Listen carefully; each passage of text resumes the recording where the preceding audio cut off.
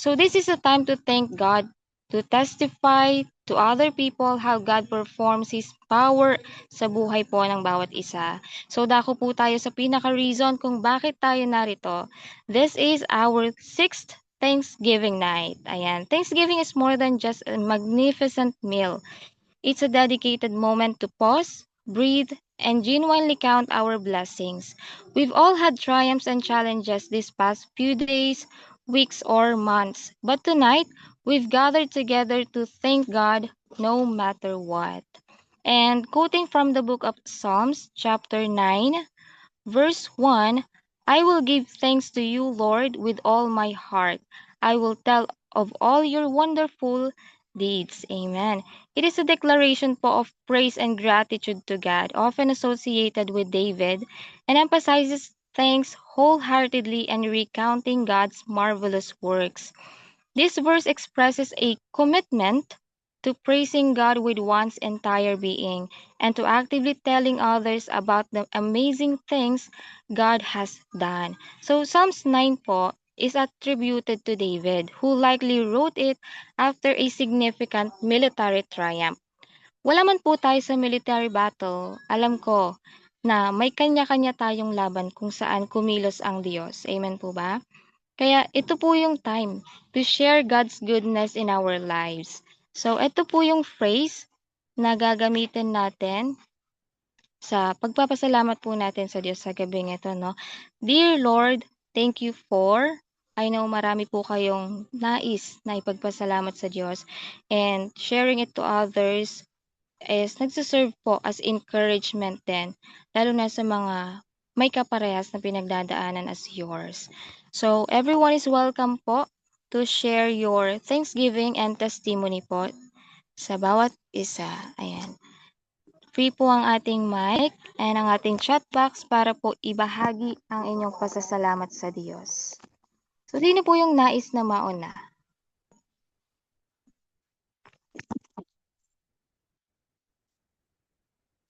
Raise lang po kayo ng hand sa mga gusto pong mag-speak and pwede nyo pong i-type dito kung mas prefer nyo po yan.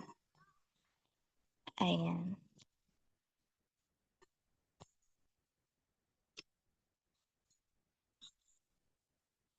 Welcome po sa mga bagong dating. Good evening po.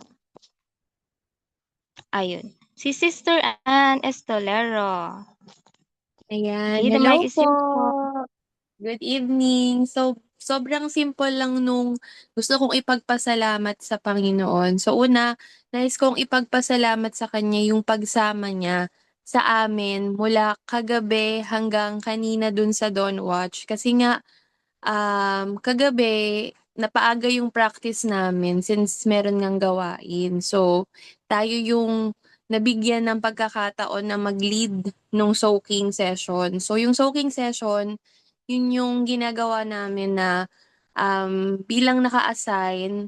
So, kami yung nagli-lead ng prayer bago for Sunday service. So, parang nagpapasalamat lang ako kasi dun sa overflowing presence ng Panginoon na yun yung masarap na kapag bago ka gamitin ng Panginoon at certain point or tomorrow yon, yung ma-assure mo sa sarili mo at alam mo sa sarili mo na may pagsama ng Holy Spirit sa'yo. Kasi nga, sabi nga, without God, we are nothing. So, kung ano man yung talent na meron tayo, lahat ng yun magiging worthless kung wala yung pagsama ng Panginoon. And yun, sobrang nagpapasalamat ako and then kaninang umaga, so yun nga nagkaroon ulit kami ng gawain. Then dire-diretso kami, nag-conclude kami ng last day ng workshop namin para sa mga bagong batch ng music ministers o yung mga gustong mag-alay ng talent sa Panginoon. And ang inyong lingkod na impromptu ulit mag-lead kasi nga walang available na walang available na mag-lead kaninang umaga kasi yung mga leaders ay, na-late. So, nakakatuwa lang kasi alam mo yon yung kahit impromptu siya, hindi ka prepared physically, pero kapag tama yung puso mo, kapag alam ng Lord yung panalangin mo, yung deepest desire mo, hindi madamot ang Lord para ibigay yung presensya niya sa'yo. And yun, kaninang umaga, sobrang ano lang, na-overwhelm ako sa Holy Spirit for His presence. And ang aking panalangin, tomorrow, ang prayer ko sa Panginoon, Lord, more of your presence. So, yung mga simple things na lang yon na gusto kong ipagpasalamat. And yun nga, sabi ko kanina, yung bonding, kasi nga, diba na, I don't, na-share ko naman ata last time na the past 2 weeks, sobrang pagod ako physically sa school and I miss those days na kung saan yung magkakape, alam mo yung bonding yan ng mga young professional, kape, Starbucks, kwento, ayan. So, contemplate sa life, kung ano yung goodness ng Panginoon sa'yo. And yun yung what's,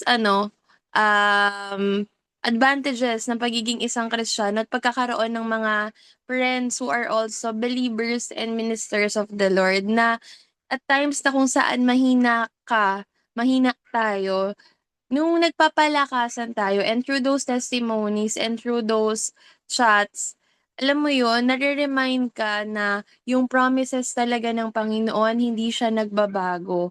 At yung buhay ng bawat isa, ginagamit para maging mas malakas pa tayo sa ministeryong pinagkaloob ng Panginoon. So yun lang, nagpapasalamat lang ako sa Lord sa pagsama niya today and kagabi. Yun, to God be all the glory. Amen po. Thank you so much po, Sis Anne, for sharing your encounter and experience kung paano po kumilos ang Diyos sa buhay mo. And hindi lang yun kahapon at hindi lang yun ngayon. Alam ko na everyday ay kasama po siya. And nakikita ko po na sobrang dedicated and passionate mo po sa gawain ng Lord, no? Kasi every time na meron po tayong session, evident na yung mga sinasabi niyo po, sinishare niyo sa amin is galing kayo sa work, sa task para sa Panginoon, and yun yung isa sa nakakabilib din na nahahati natin yung time natin, hindi lang sa personal nating buhay kundi hindi talaga nawawala yung commitment natin sa Panginoon. Kaya praise God po sa buhay mo, sis. And yeah, how about po sa iba? Ayun, good evening po kay Sister Burley.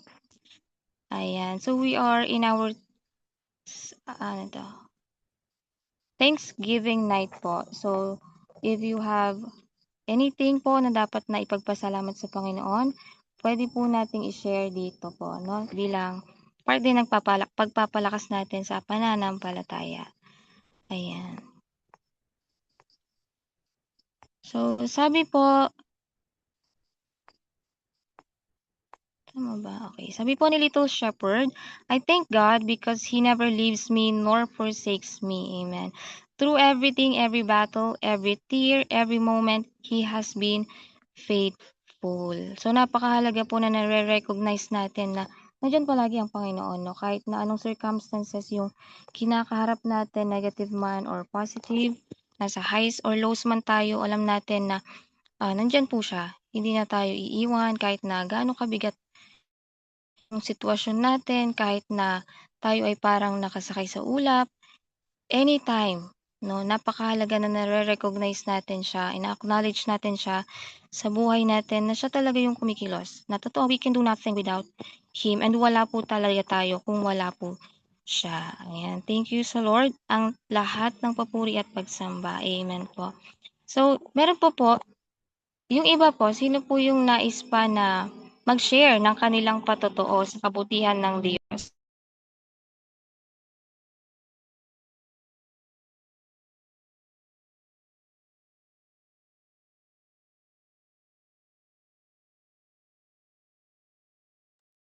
Yes, raise your hand lang po sa mga nais na magsalita and, puwede niyo rin pong i-type sa atin pong chat box Ano and po yun, babasahin. sister?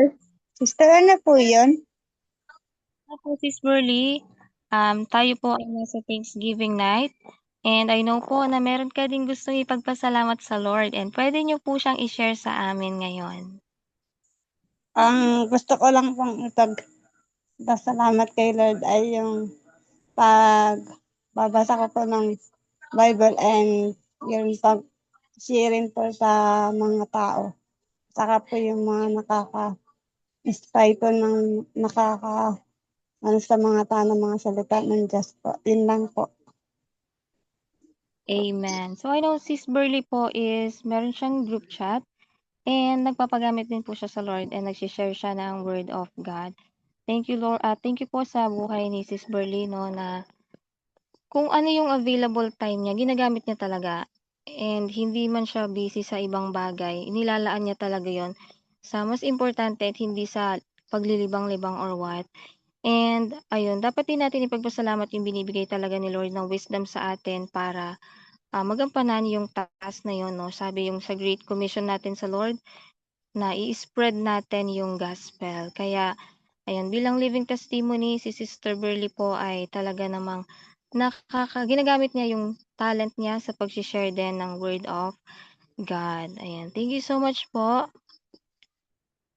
And sino po yung nais na mag-share?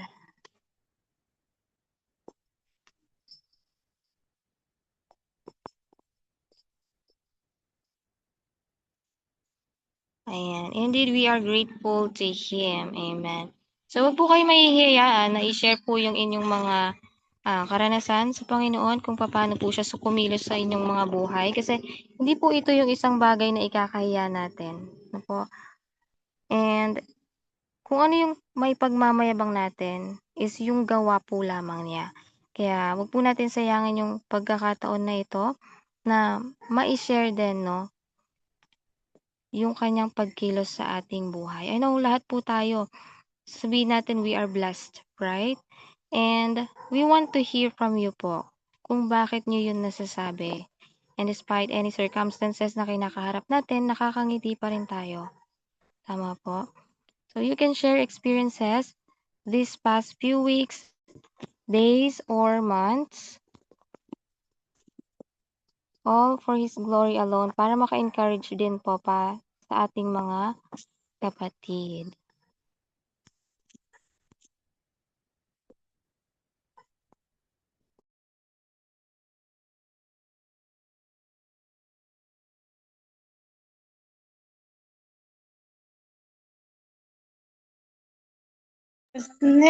Meron ko pa po bang magdagdag ng isa? Yes po, we're waiting for that 1, 2, and 3 and lahat po kayo. Nais po namin na mapakinggan.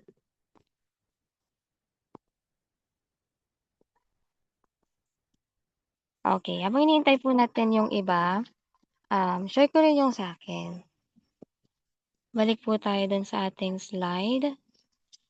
Dear Lord, thank you for everything, for sustaining our needs, and sa pag-ayos-ayos sa office.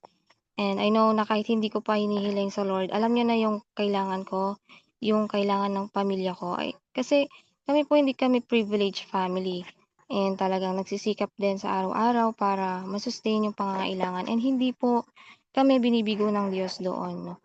And dumating man sa time na parang nasa zero, balance na ako, pero everyday, andun yung pagkilos niya. Meron siyang ginagamit para tulungan po ako, tulungan yung family ko. Ayun, and yung sa pag-aayos-ayos naman po sa office kasi, 1 week nagkaroon ng problema sa office namin, personal and sa work. Kasi naghigpit yung management, then nagkaroon ng sumbungan. Tapos ayun, nagkasira-siraan na, may mga nagalit talaga, may mga nainis, and may nagsabi na magre-resign na. Talagang iba yung presence ng bawat isa doon, ang bigat na lahat. Then lahat ng issues lumitaw, pero yung prayer ng bawat isa din pinakinggan ng Lord na lalo na kanina meron na naman kaming meeting, parang open forum. Then sabi ko, Lord, ikaw na yung kumilos. Na sana bumaba yung temper ng bawat isa kasi nung last week talagang iba yung galit na ipakita physically din. And kanina ang ine-expect ko din is gano'n pa rin, may mga magagalit, may mga sisigaw. Pero kanina sobrang kalmado and sabi din nung isa, parang nagtataka siya kasi iba yung galit niya, pero kanina bakit kumakanta pa siya, ang saya niya na naliligo. Ta's nung nagharap-harap kami kalmado na yung voice nila, then nawala na yung parang kaba, yung takot, na tumaas yung temper, yung tension. Kanina okey yung flow kahit na sinasabi na namin isa-isa yung issue, kahit may mabigat, andun yung pagtanggap, andun na rin yung peace. And hindi man natapos, natuldukan agad ngayong araw kasi may ine-expect pang meeting sa Monday kasi merong isang hindi nakadalo. And continuous praying na talagang matapos na, matuldukan na at bumalik man hindi man bumalik yung dating closeness, yung trust, pero, pinapanalangin na hindi na gumulo pa, kundi magkaayos-ayos na and yung mga nag-iisip na mag-resign is magbago yung isip nila and isipin talaga na nandun kami for work and for our family.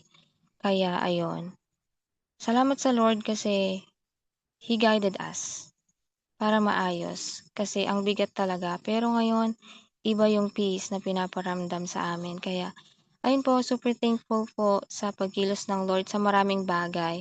And I know na marami akong dapat ipagpasalamat. Pero I really wanted to hear from you din po. Kaya babalik ko po yung mic sa inyo. Ay, nagtaas si Sister Deeps. Ayan. So, yes, the floor is your po, Sister. Hello po, good evening po. So I'm thankful kay Lord. Dear Lord, thank you for the life you have entrusted to me na still ngayon nakakakain ako, nakakapaglakad, nakakapag-isip ng tama. Parang lahat okay. Kasi nung past year or past months, hindi ko yun nagagawa. So grateful kay Lord doon.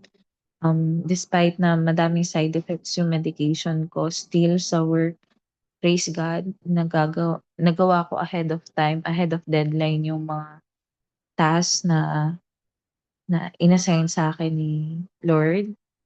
Siyempre through His help, paano yun natapos. At sa upcoming presentation ko, siya na din yung bahala sa work. Thank you sa life ng mga taong pinaligid niya sa akin na sa tita ko, masala sa tita ko, nairaos yung birthday niya nung November 22, 60 years old na siya. And at the same time, na-process agad yung pension niya. Thankful kay Lord. Um, Tapos, thank you kay Lord kasi may mga times na parang nagbe-breakdown ako and yet He comforts me. After prayer, I find peace and sa scriptures din, um, lagi niyang pinaparamdam na nandiyan siya. Tapos, medyo frustrated ako kanina kasi nagkaroon pa rin ng worldwide na cancellation ng flights. So, ngayon nasa Butuan pa din ako. Tapos parang sabi ko, Lord, why? Tapos biglang kanina, um, at least nakita ko yung isa naming kamag-anak na in need pala ng help. So, parang somehow, binless ako ni Lord para somehow mabless ko din silang nangangailangan. And at the same time na visit namin today yung libing ng lola ko. So, tapos after nung pag-question kong yun, biglang may small pot na parang mini bus siya, biglang sumingit sa way namin, nakalagay God's way. So parang paminsan yung negativity na cancellation ng flights, it's somehow protection and parang somehow will ni God para ma-serve mo yung purpose niya, gano'n. So lahat naman may reason siya. So thank you kasi, um, nagre-respond ako good din sa medication kasi okey na ako ngayon, kaya ko na maglakad lahat-lahat. And thankful sa tita ko na laging andiyan din para i-support ako at mag-show ng love and care. And kayo dito sa Little Shepherd community, nagpapasalamat ako na naging part ako ng community na 'to wherein we Parang we serve and we raise each other up through the Word of God. Parang nagkaka-unite tayo dito. Thankful sa lahat-lahat. At saka thank you din pala kay Lord kasi before I've been struggling with sleep paralysis talaga. Nahirap akong makagising, tsaka bangungot, ganyan. Tapos this past few months, hindi na siya nauulit. So, parang peaceful sleep at night. Dati kasi takot ako matulog dahil do'n. So, thankful kay Lord kasi I'm somehow protected sa sleep ko at sa araw-araw, sa lahat ng blessings na ipinagkakatiwala niya sa akin and sa family ko, good health sa kanila. Ayun, thankful kay Lord for everything. In Jesus' name, to God be the glory. In Jesus' name, amen. Amen po, sis. So, napakaraming pinagpasalamat ni sister, no, na talaga namang nakaka-bless din sa pandinig ng iba. Ang dami po nating pinagdadaanan na hindi alam ng iba, pero ang Diyos po ang tunay na nakakakita. And sa sitwasyon mo po, sis, we will pray na maging continuous and tuluyan ka pong gumaling. And belated happy birthday po sa kamag-anak po ninyo na nag-birthday. And yeah, yung sinabi mo po sis na God's way, lahat po may purpose talaga. Kahit na ang tingin natin, minsan negative, minsan malabo, pero at the end of time, the day, no, makikita natin yung purpose. Bakit nangyari yun? Ganun pala yung kalooban ng Lord. Kasi talaga minsan, yung kaisipan ng Panginoon at yung kaisipan natin sobrang layo. And maiintindihan lang natin yon kapag na-fulfill na yung will niya. And salamat po sa mga puso na talagang nagre-respond accordingly na kahit na may mga pinagdadaanan tayo, hindi nadadamay yung faith natin, no? Hindi pa pababa, hindi pahila, pababa, kundi naiaangat ng mga sitwasyon na yun yung pananampalataya natin. Pag alam natin talaga na yung trust natin sa Lord, no, kahit na may mga bagyo, andun yung peace, andun yung hope, na talagang may ginagawa siya at may gagawin pa siya sa buhay natin. Kaya thank you po sis for your testimony, napakaganda, and I know magpapatuloy po ang pagkilos ng Lord sa buhay mo. Just keep on fighting, holding firm sa faith mo, sis. Kaya, ayun. Thank you po. And sa iba po, may mga nag-chat. Basahin po natin. Okay, may karagdagan po dito si Sis Burley. Sabi niya, nais ko rin pong ipagpasalamat sa Diyos ang aking lola at lolo ko dahil kay God sila ay lumakas palalo sa kanilang mga pangangatawan. Yan po ang gusto ko na idagdag sa pagpapasalamat ko kay God, Sister Manilyn. Ayan, thank you po. God restores, no, sa health po ng inyong lola and lolo. Alam niya na may purpose pa sila sa buhay nila, sa mga nakakasama nila. Kaya yung restoration sa health, sa strength, sa faith na andon. And kapag may mga ganong situation na minsan nangihina yung physical nating katawan, dapat yung faith natin yung mas lumalakas. Kasi we hope na hindi rin yun ibinigay sa atin. Minsan manghihina tayo. Kasi parang wala din tayong maipag-boast, di ba po? Wala tayong maipagmalaki na yung strength natin nanggagaling lang talaga sa Lord. And kapag binubuksan natin yung sarili natin as an empty bowl, andun yung pagbuhos ng Panginoon sa mga pangangailangan natin, sa material man yan, sa health man yan, sa mental, sa lahat-lahat ng aspeto, no? Ibibuhos po ng Panginoon. Basta open tayo na tanggapin yon and nagre-respond tayo according po sa kanyang kalooban. Amen po. And sabi naman po ni Sister Jasmine, I thank God for the constant demonstration of His faithfulness in my life. Even when I face my darkest moments, He revealed His comfort and peace to me through the individuals He has placed in my life. He uses the kindness of others as a profound way of affirming His presence. Amen po. God is a spirit and He is using flesh para i-deliver din po yung power niya. And sa mga tao na nasa paligid natin na ginagamit niya, talagang blessing din sila. And sila din yung nagsiserve as an example na maging blessing din tayo sa sarili natin, sa ibang tao, and maipakita natin, maiparanas din natin yung love, grace na binibigay sa atin ng Diyos. Kaya ayan. Thank you so much po, Sister Jasmine. And sabi po ni Little Shepherd, and thank you Lord sa life ni Sis Dips and sa iba pa po na nag-share. And sa loved ones niya, then amen. God has purpose for everything. Ayan. Dagdag ko rin po sa sinabi pala ni Sis kanina yung sa sleep paralysis. Na-experience ko na rin po yon once nung bagong lipat po ako sa trabaho. Ang hirap po ng ganong sitwasyon. And it is really a miracle na ginising tayo ng Lord. No, talagang every gising is a blessing kasi tomorrow is not promised. Pero nandito pa rin po tayo ngayon, experiencing the power of the Lord sa buhay po natin. Amen. So, meron pa po, sino po yung nais na mag-share, magpatotoo sa kabutihan ng Diyos sa kanilang buhay? Wag po tayong mahiya na i-share yan kasi talagang kalakasan din sa bawat isa, no? Na naririnig na yung iba, hindi lang sa sarili nila kumikilos ang Diyos, kundi sa ibang tao din. Hello po. Magandang gabi po Nick. sa lahat.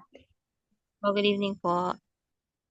I thank God po for giving me strength and hope to continue.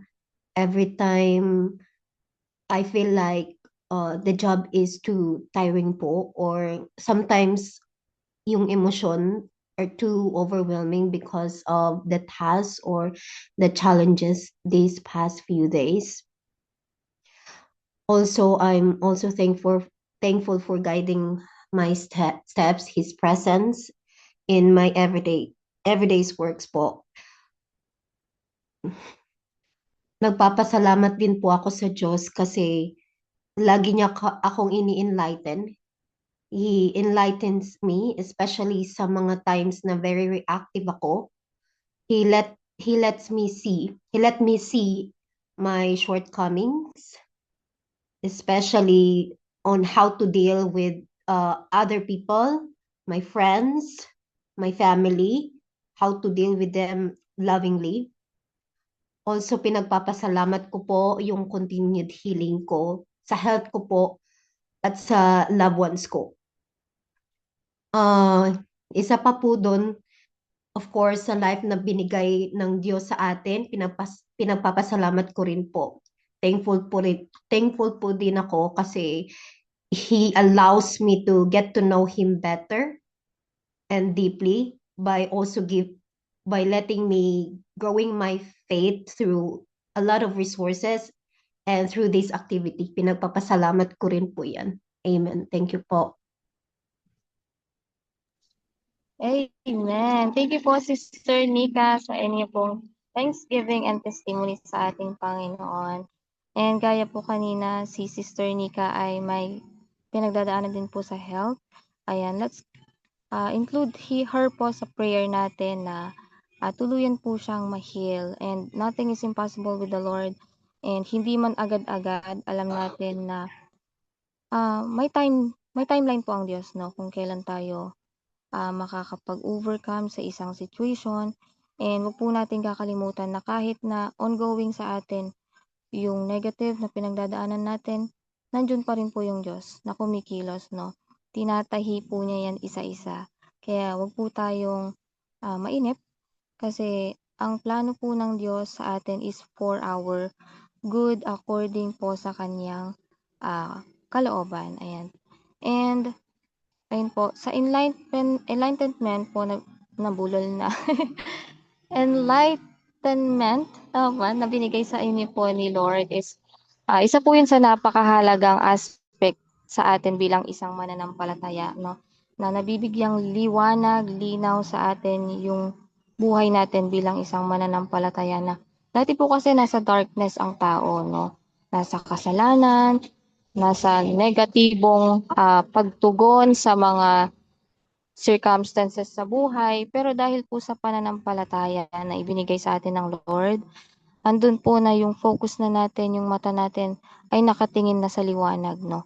Sa salita po niya, sa pagkilos niya, and yung hope, yung plan.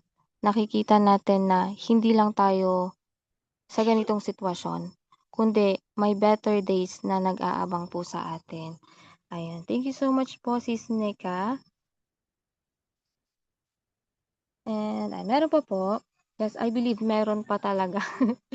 Meron pang gustong magsalita. Ayun, nag-chat na po si Brother Mars.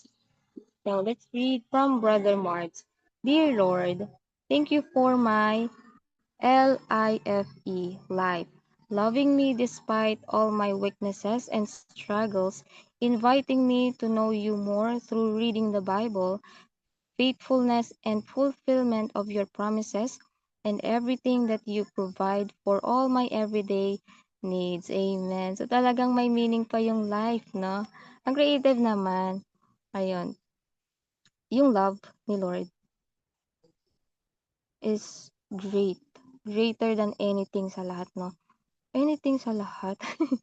Ayun. Sa lahat po ng pinagdadaanan natin, yung mga nakikita natin, yung weaknesses natin, yung struggles natin sa buhay, yung mga challenges kahit gaano kabigat, yung love ng Lord.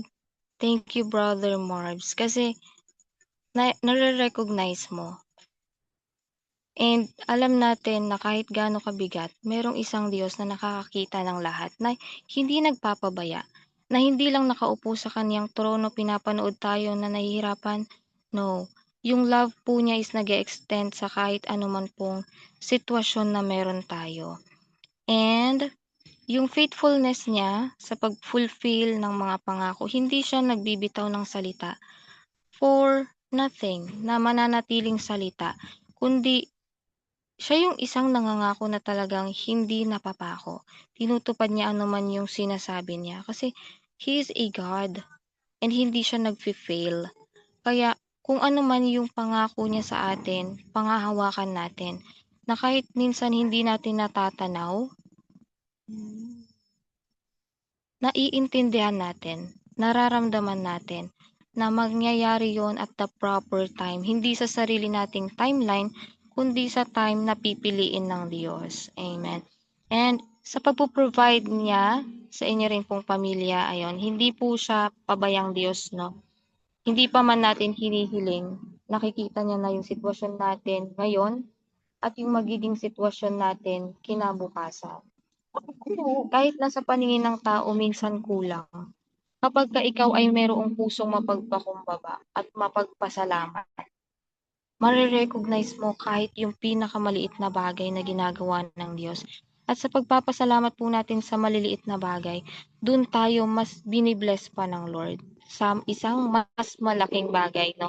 Na makikita niya na karapat-dapat tayong makatanggap ng more because we are grateful for the little. Ayan. Kaya thank you so much po, Brother Marbs, sa inyo pong testimony and thanksgiving.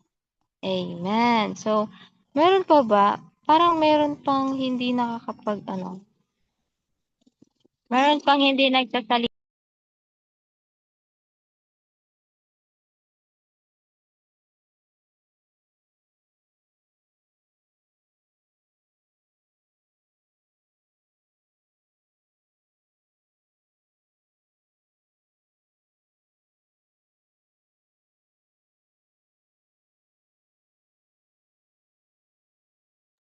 Ayun, meron pa nga. Imagine God is watching us from a distance. Imagine God is listening po sa atin, no? And kaharap natin siya. Ano po yung isang bagay o yung mga bagay na pwede nating ipagpasalamat sa Kanya? I know ang dami po. Kaya sa mga nais pa pong mag-share, may time pa po tayo. So you are all welcome po. na magbigay din ng kalakasan sa iba. Wait po namin kayo.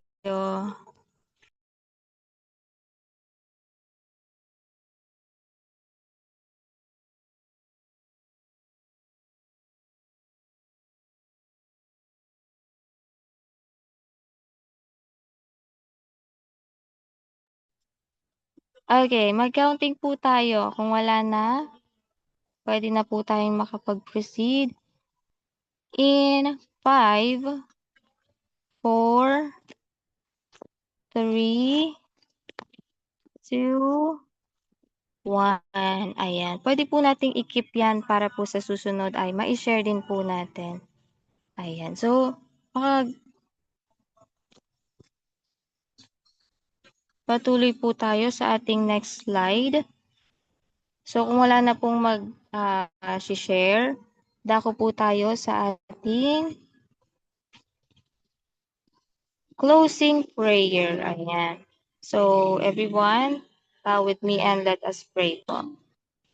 Dakilang Diyos na makapangyarihan sa lahat na siyang nagsusustain ng aming mga buhay, Panginoon, salamat sa pagkilos mo sa buhay ng bawat isa.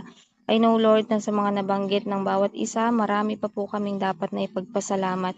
And kung iisa-isahin namin yon, hindi po kami matatapos sa gabi ito. Salamat, Panginoon, sa goodness mo, sa faithfulness mo sa amin, Panginoon. Kahit na yung buhay ay maraming binabatong challenges, nandiyan ka, Panginoon, para saluhin kami, para i-provide yung pangangailangan namin, para i-guide kami saan man kami naroon. Sa pagpapagaling, Panginoon, salamat po na ikaw yung aming doktor, ikaw yung aming provider, ikaw yung aming gabay sa mga steps na tinatahak namin sa araw-araw. And patuloy nawa, Panginoon, na ikaw ang siyang kumilos at maghari sa buhay ng bawat isa. And ito po ang aming panalangin sa pangalan ni Jesus. Amen and amen. Ayan. Thank you for coming, everyone. Happy Thanksgiving and God bless po.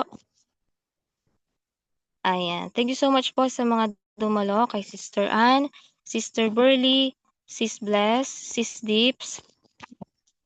Hindi na natin kikita. Si Sister Jasmine, Brother Marbs, Sis Nika, Sis Shane, and of course po kay Little Shepherd. Ayan. Thank you everyone and kita-kits po next week para po sa ating Bible study and see you soon po. Soon. Good night po.